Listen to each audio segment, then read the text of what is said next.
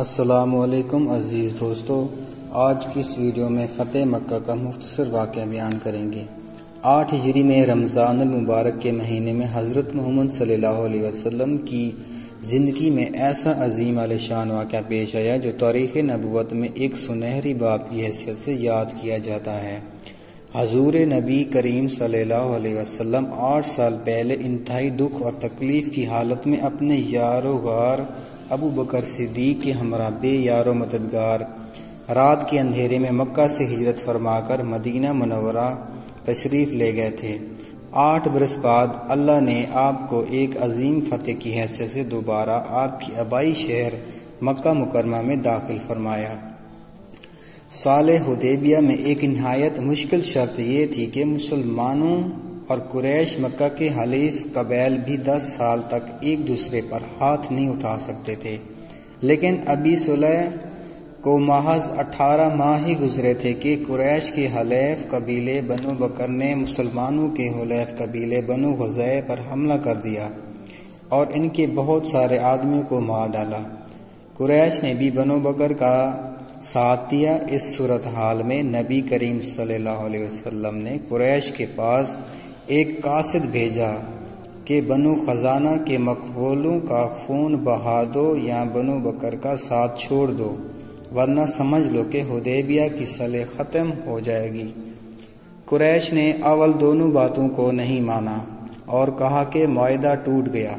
اس جواب کے بعد نبی کریم صلی اللہ علیہ وآلہ وسلم مجبوراً 10 رمضان المبارک 8 ہجری میں 10,000 صحابہ کے ساتھ مکہ روانہ ہوئے۔ جب لشکر اسلام جعفہ پہنچا تو نبی کریم صلی اللہ علیہ وسلم نے لشکر کو خیمہ زن ہونے کا حکم دیا۔ اسی مقام پر نبی کریم کے چچا عباس حضور کی خدمت میں حاضر ہوئے اور لشکر اسلام میں شامل ہو گئے۔ قریش میں انہیں روکنے کا دم نہ تھا، چونکہ مسلمانوں کی حالت پہلے کی نسبت کافی بدل چکی تھی۔ اب تعداد اور طاقت کے اعتبار مسلمان کافی بڑھ چکے تھے، ان کے پاس ساز و سامان بھی کافی ہو چکا تھا، لہذا قریش میں انہیں روکنے کا دم نہ تھا۔ اس لیے معمولی جھڑپ کے بعد جب لشکر اسلام فتح خانہ انداز میں مکہ مکرمہ میں داخل ہوا تو نبی کریم صلی اللہ علیہ وسلم نے اعلان فرمایا کہ ڈرنے کا مقام ختم، حرم کعبہ میں پناہ لے گا۔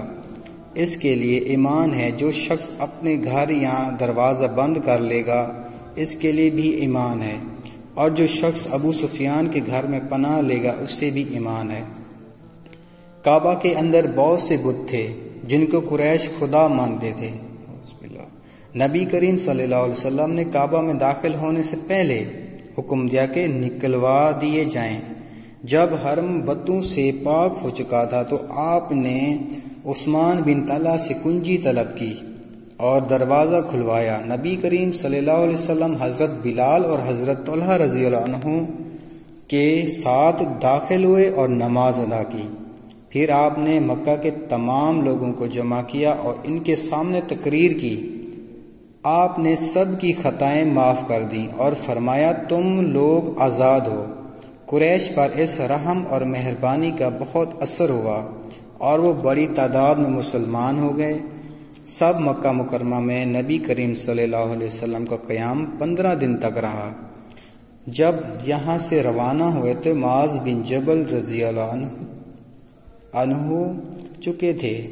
مکہ مکرمہ میں نبی کریم صلی اللہ علیہ وسلم کا قیام 15 دن تک رہا۔ جب یہاں سے روانہ ہوئے تو معاذ بن جبل رضی اللہ عنہ کو اس کی خدمت میں مقرر کرتے گئے کہ وہ لوگوں کو اسلام کے مسائل اور